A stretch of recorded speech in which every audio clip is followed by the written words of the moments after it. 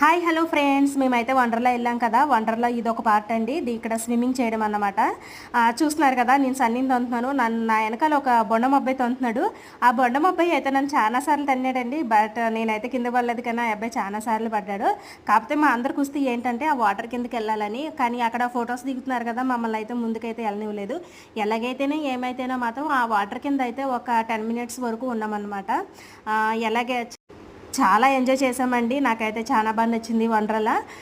అత్తయ్య, నేను, బావ, సాయి, సన్నీ మొత్తం ఫుల్గా ఎంజాయ్ చేసామండి. ఎక్కువగా అంటే నేను, సన్నీ, సాయి అయితే ఎంజాయ్ చేసామండి. కానీ ఫస్ట్ అయితే నేను ఎందుకులే అని మా హస్బెండ్ అయితే వద్దని చెప్పాను. కాదు హాలిడేస్ కదా అన్నారు. కానీ వచ్చాక తెలిసింది చూడండి ఎంత ఎంజాయ్మెంట్ ఉంటుందని.